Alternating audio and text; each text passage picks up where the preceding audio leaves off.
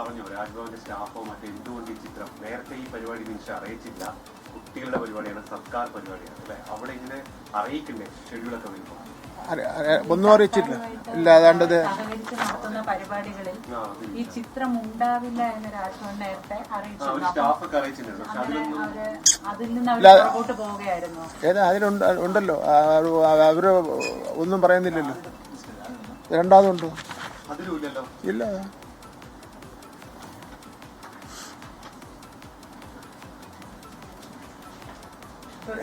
എന്ന് മാത്രമല്ല, ഇത് പിന്നെ രാജഭവനെ RSSന്റെ കേന്ദ്രമാക്കി മാറ്റാൻ വേണ്ടി ഒരു കാരണവശാലും എത്തിക്കാൻ വേണ്ടി പറ്റില്ല. ഇതിപ്പോ നേരത്തെ ഉണ്ടായിരുന്ന ഗവർണറേക്കാൾ പിന്നെ കടുത്ത രാഷ്ട്രീയ നിലപാടാണ് ഈ ഗവർണർ എടുത്തിരിക്കുന്നത്. നമുക്ക് അതായത് ഇതിപ്പോ ഒരു പുതിയൊരു കാര്യമല്ല. നേരത്തെ പിന്നെ കൃഷിമന്ത്രി പ്രസാദ് അവിടെ പോയ അവസരത്തിലൊരു പ്രശ്നമുണ്ടായി, പത്രങ്ങളിൽ വാർത്ത വന്നു, വിവാദമായതാണ്. പിന്നെ ഇന്നലെ ബഹുമാനപ്പെട്ട മുഖ്യമന്ത്രി എന്നെ സംബന്ധിച്ചിടത്തോളം കേരളത്തിന്റെ നിലപാട് വ്യക്തമാക്കിയിട്ടുള്ളതാണ്. അതിനുശേഷവും വളരെ അഹങ്കാരത്തോടു കൂടിയും ധിക്കാരത്തോടു കൂടിയാണ് ഇന്നിപ്പോൾ ഈ കുട്ടികളുടെ കാര്യത്തിൽ എടുത്തിരിക്കുന്ന നിലപാട്. ഞാനൊരു കാര്യം പറയാം, അങ്ങനെ ഗവർണർ വിളിച്ചെന്ന് പറഞ്ഞ് കുട്ടികളൊന്നും പോകുന്നില്ല. അവാർഡ് വാങ്ങുന്നതിന് വേണ്ടി ഗവർണർ വിളിച്ചാൽ പിന്നെ കുട്ടികൾ പോകുന്ന പ്രശ്നമേ ഇല്ല. ഈ രൂപത്തിലുള്ള നടപടിക്രമമാണെങ്കിൽ ഈ രൂപത്തിലുള്ള നടപടിക്രമമല്ല, മാന്യമായി നടത്തുമെന്ന് പ്രതീക്ഷിച്ചുകൊണ്ടാണ് കുട്ടികളെ പോകാൻ വേണ്ടി പറഞ്ഞത്. ഞാൻ വാക്കൗട്ട് എടുത്ത് ഇറങ്ങിയതിന് ശേഷം അവിടെ പിന്നെ അവശേഷിച്ചത് പിന്നെ പ്രഭാകരൻ എന്ന് പറഞ്ഞ ഇതിന്റെ സെക്രട്ടറിയാണ്, അങ്ങനെയാണ് ഇതിന്റെ ചീഫ് ഓർഗനൈസർ. അങ്ങനെ എന്നോടൊപ്പം ഇറങ്ങി വന്നിരുന്നു. വേണമെങ്കിൽ എനിക്ക് അവിടെ ഉള്ള കുട്ടികളെ വിളിച്ചുകൊണ്ട് ഇറങ്ങാമായിരുന്നു. പക്ഷെ എന്റെ മാന്യത കൊണ്ട് ഞാൻ അത് ചെയ്തില്ല.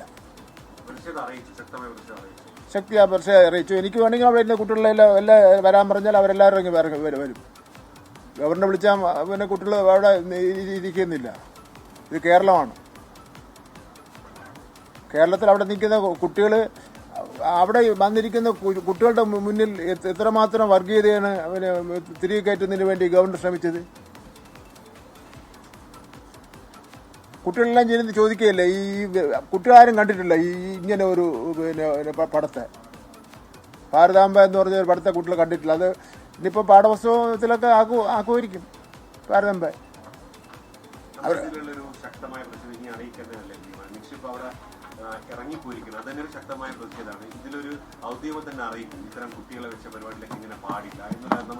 തീർച്ചയായിട്ടും ഇത്തരം പടം വച്ചും ഏതെങ്കിലും ഒരു ജാതിയോ വർഗീയതയോ അതല്ലെങ്കിൽ വേറെ എന്തെങ്കിലും ഒരു നമ്മുടെ ഐക്യത്തെയും രാജ്യത്തിൻ്റെ ഐക്യത്തെയും അഖണ്ഡതയും ഭരണഘടനയ്ക്ക് എതിരായിട്ട് ബാധിക്കുന്ന എന്തെങ്കിലും സിഗ്നൽസ് പിന്നെ ഉണ്ടാവുന്ന രൂപത്തിലുള്ള ഒരു ചിത്രമോ അല്ലെങ്കിൽ പ്രതിമയോ അത്തരത്തിലുള്ള ഒരു കാര്യവും ഒരു സ്കൂളിലും വയ്ക്കാൻ വേണ്ടി പാടില്ല, ഒരു വിദ്യാലയങ്ങളിലും വെച്ച് പൂജിക്കാൻ വേണ്ടി പാടില്ല. അത് നേരത്തെ ഉള്ള നിർദ്ദേശം തന്നെയാണ്.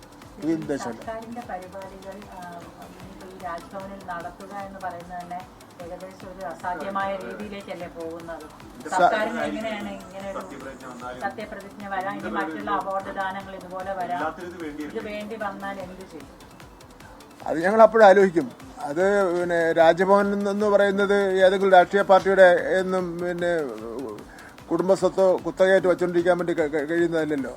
രാജ്ഭവനിൽ പിന്നെ സത്യപ്രതിജ്ഞ നടത്തുന്ന ഇടതുപക്ഷ ജനാധിപത്യ മുന്നണിയുടെ നേതാക്കൾ രാജ്ഭവനിൽ സത്യപ്രതിജ്ഞ ചെയ്യാൻ വേണ്ടി പോകുന്ന അവസരത്തിൽ പിന്നെ RSSന്റെ ചിത്രമാണ് അവിടെ വച്ചിരിക്കുന്നതെങ്കിൽ അത് അപ്പോഴെന്ത് ചെയ്യാൻ സംബന്ധിച്ച് അപ്പോഴും ആലോചിക്കും. ഇപ്പോഴേ ആലോചിക്കേണ്ട കാര്യമില്ലല്ലോ. അതിനുള്ളൊരു ധൈര്യം പിന്നെ RSS ഗവർണർമാർക്ക് ഉണ്ടാവുമോ?